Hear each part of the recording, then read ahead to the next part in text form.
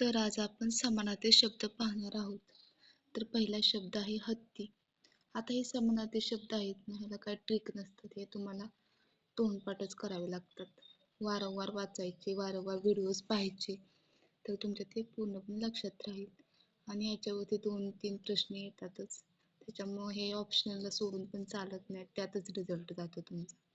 तर चला आपण आज समानार्थी शब्द पाहूयात. हत्ती. हत्ती समानार्थी शब्द आहे गज, कुंजर, पिलू, नाग, सारंग. तर आता हत्ती हा मोठा प्राणी आहे. तर गज त्याला म्हणतात, हे तर सर्वसामान्य मुलांना माहीतच आहे. पण त्याला सारंग म्हणतात, हे सुद्धा माहीत आहे. सारंग, गज, पण कुंजर, पिलू आणि नाग हे 3 शब्द महत्त्वाचे आहेत. कुंजर, पिल्लू, आता बघा ना, पिल्लू म्हणजे छोटं असतं, पण हत्ती कसं आहे, खूप मोठा आहे. तर ते हे पण लक्षात असं ठेवा. असं आपण विरोधाभास वापरतोय, पिलू, हत्ती असं. असं थोडंफार लक्षात तुमच्या असं ट्रिक ठेवली नाही की तुमच्या लक्षात राहील. गज, कुंजर, पिलू, नाग, सारंग. तर आता दुसरा शब्द आहे चंद्र. तर चंद्राचं काय काय येणार आहे? विदू, इंदू, हिमांशू, सुधांशू, शशी, सुधाकर, सोम, निशानात, रजनीनाथ, शशांक. विदू, चंद्राला का आपल्याला जास्त करून सोम हा शब्द माहीत आहे, हिमांशू माहीत आहे, शशी माहीत आहे, कारण गाण्यात वगैरे असं वापरतात ते शब्द. शशी, सोम, रजनीनाथ, निशानाथ, इंदू वापरतात. पण विधू, सुधांशू आणि शशांक, सुधाकर हे 4 शब्द आपल्याला लक्षात ठेवायचे. कोणते? विधू, सुधाकर, शशांक, सुधांशू. तर आता नेक्स्ट वर्ड आहे राजा. तर राजासाठी कोणते समानार्थी शब्द आहेत पहा. नृप, भूपती, नरेश, भूपाल, भूप, नरेंद्र, राय. तर ह्यातला तुम्हाला नृप तर माहीत आहे, असे काव्य वगैरे आहेत राजावरती, राजावरती नृप, तर हे शब्द वापरला आहे. नरेश पण आपल्याला माहीत आहे. आपल्याला त्यातला राय पण माहीत आहे, राय, राजा. भूपती पण माहित आहे, पती, जमिनीचा पती, भूपती, राजा. त्यात आपल्याला लक्षात कोणतं ठेवायचं आहे? भूप आणि नरेंद्र. आता नरेंद्रची काय ट्रिक आहे? नरेंद्र मोदी आपल्या देशाचे राजा, थोडक्यात असं ट्रिक समजूया. तर राजाचा समानार्थी शब्द नरेंद्र. तर भूप, भूपाल, भू म्हणजे जमीन, जमिनीचं पालन करणारा कोण? राजा. सर्वांचं पालन कोण करतो? राजा. तर ह्याला हे ट्रिक वापरायचे आहे. भूपती, नरेश, भूपाल, भूप, नरेंद्र, राय. आता नेक्स्ट वर्ड आहे नवरा. तर नवरा ह्याला काय, आता पती तर माहित आहे आपल्याला समानार्थी शब्द. नाथ, आपण काय म्हणतो? नाथ, देवाला असं नाथ म्हणतो ना. त्यावरून आपण असं लक्षात ठेवू शकतो की आपले नाथ, एका स्त्रीसाठी नाथ कोण असतात? तर नवरा असं, कारण ते सर्व जबाबदारी पार पडतात त्याची लग्नानंतर. मग नंतर त्याचे नाते असं असं लक्षात ठेवूया. तर दादला, हे का कोळी गीतामध्ये बघा, दादला आणि भ्रतार हे 2 शब्द वापरले जातात. भ्रतार, माझा दादला, माझा भ्रतार त्या गाण्यामध्ये आहेत. तर यावरून आपण भ्रतार आणि दादला हे 2 वर्ड पण लक्षात ठेवू शकतो. आता आपल्याला लक्षात न राहण्याचा यातला शब्द कोणता आहे? तर कांत आणि वल्लभ हे 2 शब्द बघा थोडे कन्फ्युजन मध्ये वाटतं, कारण भ्रतार दादला गाण्यामध्ये आहेत. नाथ म्हणजे पती, देवाचं वगैरे असं घ्या पती. वल्लभ आणि कांत हे शब्द तुम्ही लक्षात ठेवा व्यवस्थित. आता नेक्स्ट वर्ड आहे आई. आई म्हणजे काय? जननी, जन्मदात्री, माता, जन्मदा. हे 4ही शब्द प्रत्येकाचे पाठ आहेत. ह्याला काही रिव्हिजनची गरज नाही. तर आता नेक्स्ट आहे साप. सापाला काही अही, सर्प, भुजंग, व्याळ. आता ते बघा पिक्चर आहे भुजंग वरती वगैरे, त्यात भुजंग म्हणतात, एक मोठा साप असतो, ते पण आपल्याला माहिती आहे. सर्प म्हणजे साप. आता ह्यातला लक्षात ठेवण्याचा शब्द काय? अही आणि व्याळ. कोणता? अही आणि व्याळ हे 2 शब्द आपले चुकू शकतात, तर ते तुम्ही लक्षात ठेवा. तर आता नंतरचा नेक्स्ट वर्ड आहे झाड. झाडासाठी वृक्ष, तरु, पादप, गुल्म, द्रुम. तर ह्यातला वृक्ष तर माहिती आहे, तरु पण माहिती आहे, लहानपणापासून शिकतो 4थी पासून. पादप, गुल आणि द्रुम हे 3 शब्द आहेत ना, हे झाडासाठी महत्वाचे आहेत. हे तुम्हाला लक्षात ठेवायचे व्यवस्थित. कुठले? पादप, गुल्म आणि द्रुम. ओके, चला. आता आपण नेक्स्ट वर्ड पाहूया, दूध. आता आपण दूध पितो तर दुग्ध, बरोबर आहे. दुग्ध हे सोपंच आहे. त्यातला क्षीर आहे ना, हा सुद्धा थोडासा खीर, आता बघा ना, खीर आपण कशापासून बनवतो, क्षीर खीर दुधापासून. तर मग असं लक्षात ठेवा. आणि त्यातला पय आहे ना, आपण पितो काय रोज, दूध पितो. तर दूध, असं दुग्ध क्षीर आणि पै हे शब्द तुम्हाला लक्षात ठेवायचे आहेत. आणि नंतर काही तोंड, वदन, आदन, मुख, तुंड. तर ह्यातला ना वदन, वदनी कवळ घेता नाम, ते असतं ना, ते जेवणाच्या अगोदर आपण म्हणतो. तर वदन जेवणाच्या आधी असतं, त्याच्यावरून ते तोंड हा शब्द तुम्हाला लक्षात ठेवायचा आहे. आनंद हा तर आपल्याला लहानपणापासून म्हणजे आनंद, मुख, तुंड, वक्रतुंड है ना, वक्रतुंड असतं आपण असं म्हणतो गणपतीला. तर हे असं लक्षात ठेवायचे, वदन, आनन, मुख, तुंड. ओके. तर आता नेक्स्ट पाहायचं आहे तलाव. तलाव, तडाख, तडाख, सारस, कासार. आता हे तलाव आहे ना, त्यातले हे तिन्ही पण शब्द काही लक्षात न राहण्याजोगेच आहे. पण तुम्हाला याची ट्रिक कशी लक्षात ठेवायची आहे. आता तट, तटाक, तट, तट कशाला असतो, नदीला तट असतो आपण असं म्हणतो. पण नदीचा तर तटाक हा सामनार्थी, म्हणजे तट हा काय, एखादा पाण्याचा कुठला तरी साठ आहे आणि त्याला कळलं असलेला आपण काय म्हणतो, तट.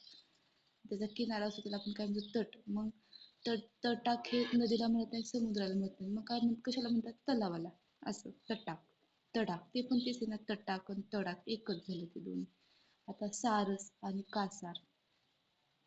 तर आता सारस आणि कासार हे दोन शब्द तुम्हाला काय ठेवायचे आहे, लक्षात ठेवायचे आहे. सारस, सार बघा, सारसला पहिल्यांदा सारे आणि कासारला शेवटी सारे, ते लक्षात तसं ठेवा. तलावाला सार, सार असं. तर आता नेक्स्ट काय आहे, डोके. तर डोके हा शब्द आपल्याला कसं लक्षात ठेवायचं आहे, शिर, मस्तक, शीर्ष, माथा, मूर्धा. आपण काय म्हणतो, मुद्दा पाडे, मुर्दा पाडे म्हणजे काय, हे डोकं. तर माथा, आपण डोकं म्हणजे माथा, शीर्ष, मस्तक, शिर, हे सगळे शब्द लक्षात राहील आपले. तर आता कुठला नेक्स्ट शब्द आहे, इंद्र, सुरेंद्र, पुरंदर, शक्र, सहसाकर, नागेश, वासव, चक्रपाणी. तर सुरेंद्र, पुरंदर, शक्र, इंद्राला शब्द ते तुम्हाला स्वतः लक्षात ठेवायचं आहे. ओके. त्यासाठी कोणती ट्रिक नाही, हे तुम्हाला पाठांतरच करायचं आहे. शक्र, इंद्र कसा असतो, इंद्र, शक्र असं, सहस्राक्ष, सुरेंद्र असं लक्षात ठेवा. धनुष्य, कोदंड. आता आपण नेक्स्ट बनवणार आहोत स्लाइड मध्ये. नवरा, पती हे झालं आपलं, तलाव इंद्रापर्यंत झालं. धनुष्य पण झालं, कोदंड, धनुष्य, धनुष पहिल्यांदा आले, ते लक्षात ठेवायची गरज नाही, त्याचे समजते. बाण, तीर आणि शर. आता हे बाण आहे ना, तर हे बाण तुम्ही कसं लक्षात ठेवणार, तर बाणासाठी काय ट्रिक आहे. बाण आपण काय म्हणतो, तीर मारीला, त्याने तीर मारला, बाण मारला, शर. त्यात लक्षात घ्या तुम्ही, शर, शर. आता बाण कोण मारतो, शूर व्यक्ती म्हणतो, मग शर, शूर, बाण असं. ओके. तर आता नेक्स्ट आहे दिवस, वार, वास, दिन. दिन तर लक्षात राहते, वार आपण म्हणतो आज कोणता वार आहे, ते पण लक्षात होते. लक्षात काय राहत नाही, वासर. आता हे लक्षात ठेवायचे, आपला दिवस हा एखादा वासरू दारात असतं आपल्या, गायचं पिल्लू. मग तो वासरापासून आपण आपला दिवस सुरू करतो, उठलं की आपण त्या वासराला खाया पिला घालतो, असं असं समजा, इमॅजिन करा, इमॅजिनेशन करायचे. नंतर कोणता आहे, किरण, किरण, रश्मी, अंशु, कर. आता किरणला कर, अंशु, रश्मी, हे तुम्हाला पाठच करायचं आहे. ओके. किरण, रश्मी, अंशु, कर, रश्मी, अंशु, कर, किरण. आता नंतर काय, भाऊ, भ्राता, बंधू, सहोदर, सहोदर एकाच उदरातून आलेले सहोदर भाऊ असतात, एकाच आईच्या उदरातून आले. बंधू, भ्राता, पाय, पद, पाद, चरण. आता हे तर सांगायची गरज नाही, पद हे तर तुझे पद, तुझे पाद, तुझे चरण, हे सोपंच आहे. आता नेक्स्ट आपण बघणार आहोत, हे राहिलं आपला ब्रह्मदेव. कमलासन विधी.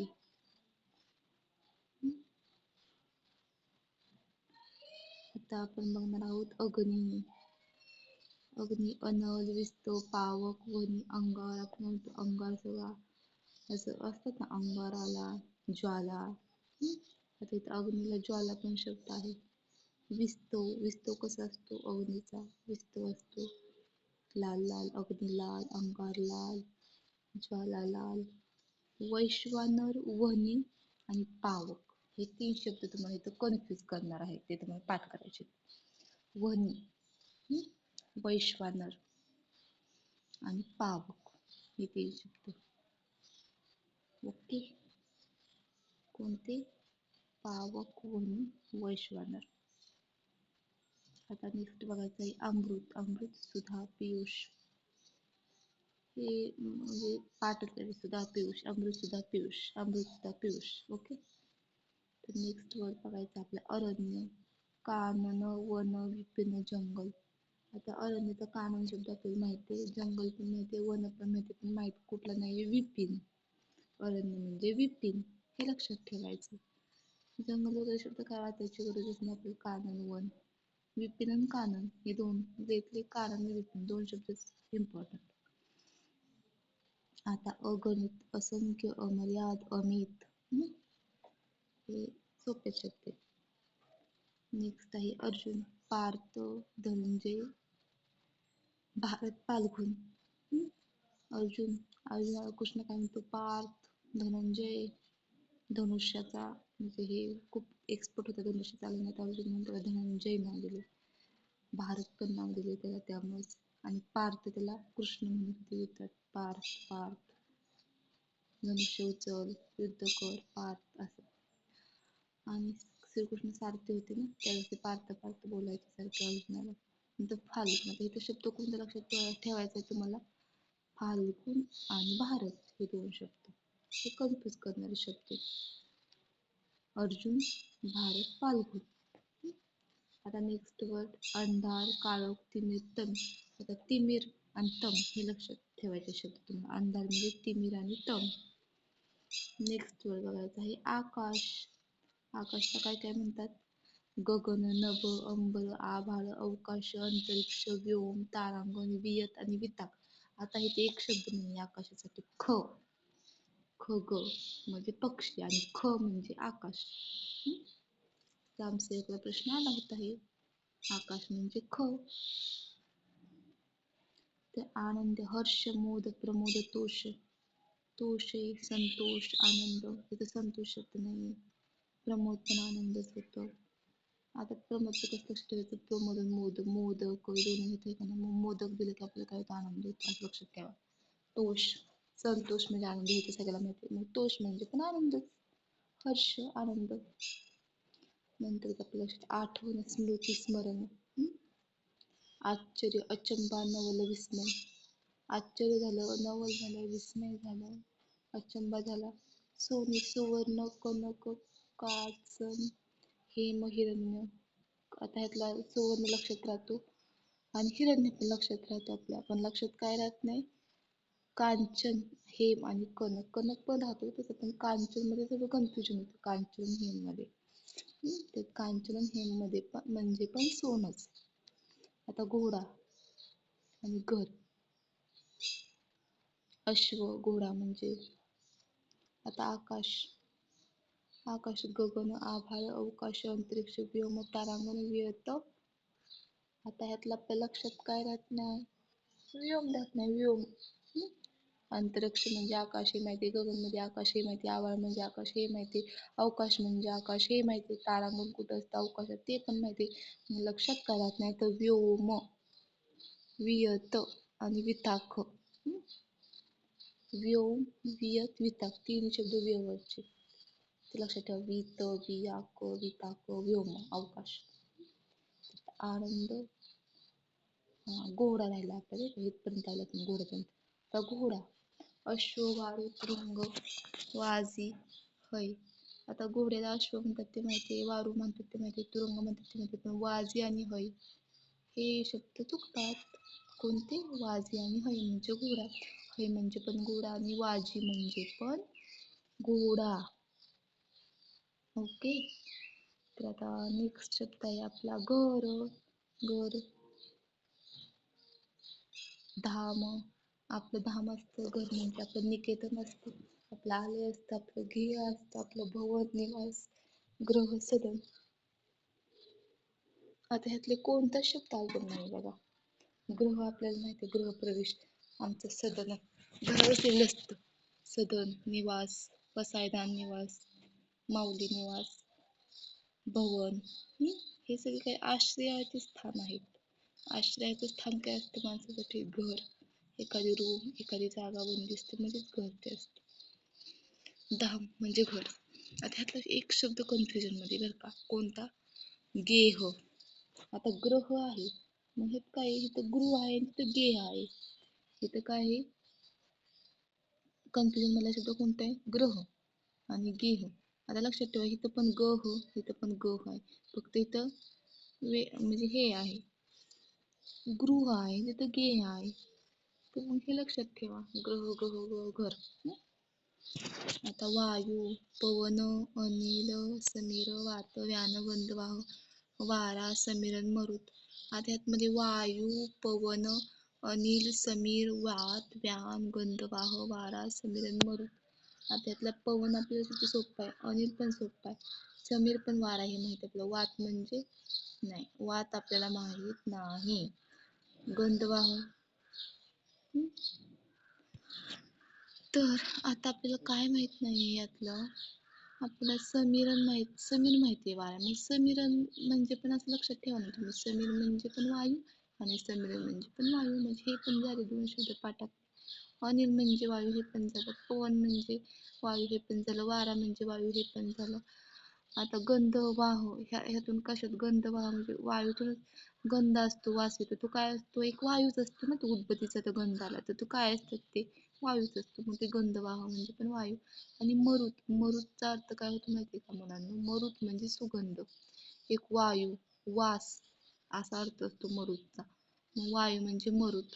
आता वात लावली किंवा व्यान, हे दोन शब्द आपले चुकतात वायूमध्ये, वात आणि व्यान. ओके, वात आणि व्यान हे शब्द चुकतात आपले. नेक्स्ट वर्ड आहे कमळ, अंबुज, नलिनी, पंकज, राजू, पद्म, अब्ज, नीरज, सरोज. अंबुज.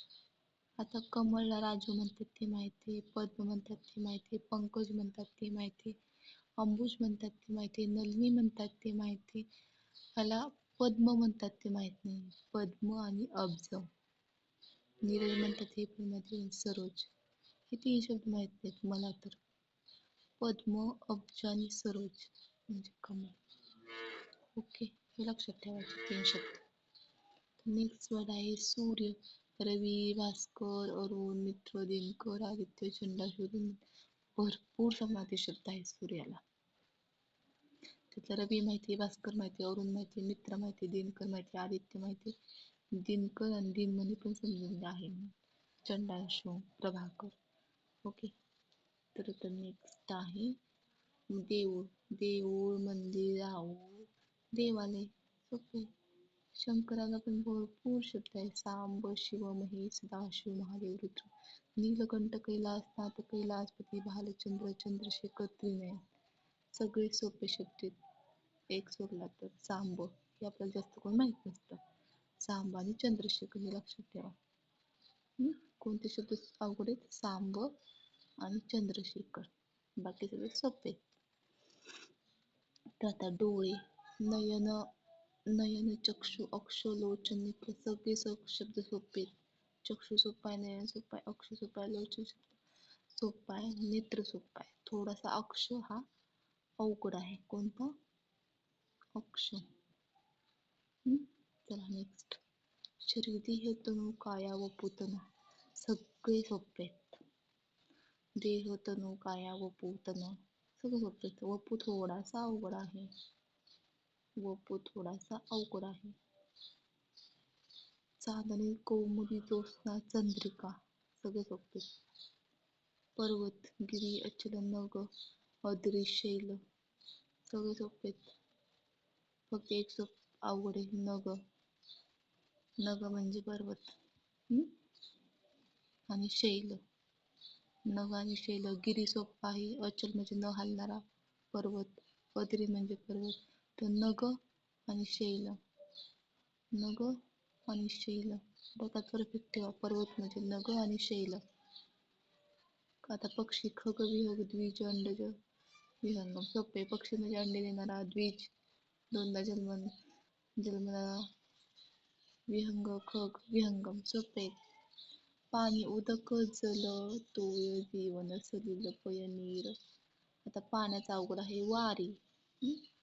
आता आपण ट्रिक काय लक्षात ठेवायची. पंढरपूरची वारी, पालखी असते. त्यात माणसांनी पाण्यासाठी खूप हे होतं, लोकांचं चांगलं पाणी मिळत नाही ना, भरपूर लोक आजारी पडतात वारीत. असं लक्षात ठेवायचं. नदी. सरिता, जलवाहिनी, तटिनी. सोपे सगळे.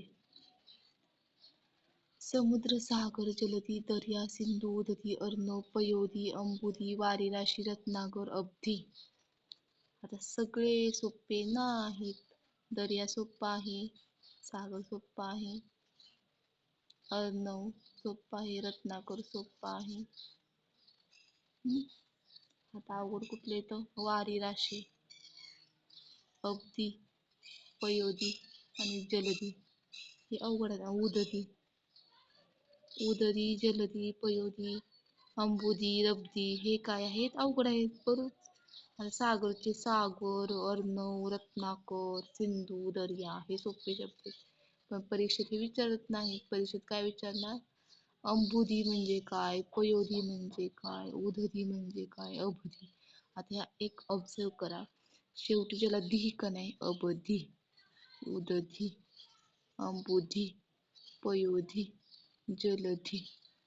जवळजवळ 5 शब्द आहेत. तर ते काय करायचे. सरळ समुद्र म्हणून देऊन टाकायचं. ऑप्शन मध्ये समुद्र असलं आणि वरती धी असलं तर ते करून टाकायचं समुद्र. आणि आता पृथ्वी, धरित्री, धरणी, धरती.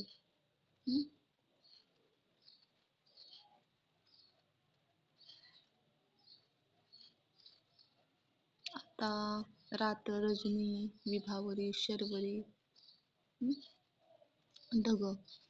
अंबुद, मेघ, पयोद, जलद, पयोद, नारद, नीरद. सोपे. कपडे. वस्त्र, अंबर, वसन, पट. पट म्हणजे कपडे, लक्षात ठेवा. स्त्री, अंगना, ललना, महिला, अबला, वनिता, रमणी, नारी. हे सगळे सोपे. ललना फक्त थोडासा वाटतोय, तो पण आहे सोपे. अबला, अंगना. अंगना म्हणजे पण स्त्रीचा. अंगणा शब्द लक्षात ठेवा, इम्पॉर्टंट आहे. मुलगा.